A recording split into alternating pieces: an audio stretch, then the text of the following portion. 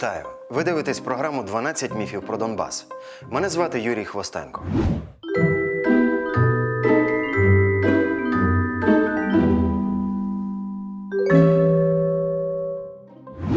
Вам здається, що це відео періоду Радянського Союзу?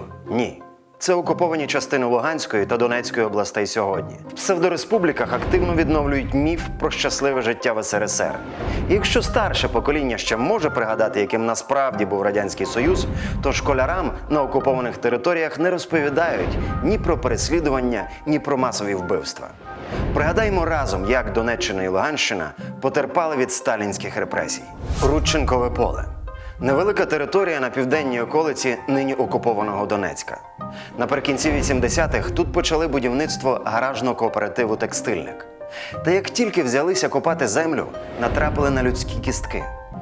Із 10 ровів дослідники розкопали лише один. Тож припускають, що загалом на цьому місці поховано від 5 до 7 тисяч людей. Саме тут, щонайменше з середини 1930-х по 1941 розстрілювали засуджених на смерть так званих ворогів народу та хоронили людей, яких вбивали у підвалах НКВС у Сталіні, тепер Донецьк. Інформацію про Рудченкове поле в радянський період активно приховували. Бо крім так званих ворогів народу, радянська влада розстрілювала тут і власних солдатів. Про це свідчать рештки червоноармійців, які знайшли дослідники.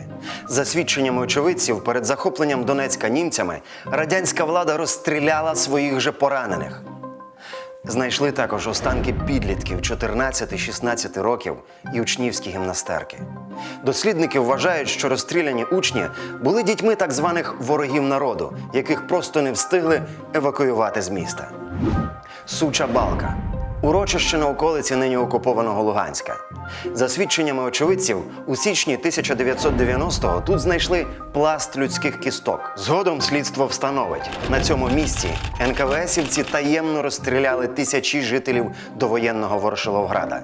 Це тепер Луганськ та область. За даними луганського історика Валерія Снігирьова, у Сучій Балці стратили від 5 до 10 тисяч жителів області.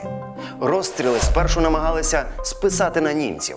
Однак, за даними активіста Луганського меморіалу Юрія Єнченка, вдалося знайти і допитати 4 катів, які підтвердили, що вбивства – справа рук радянської влади.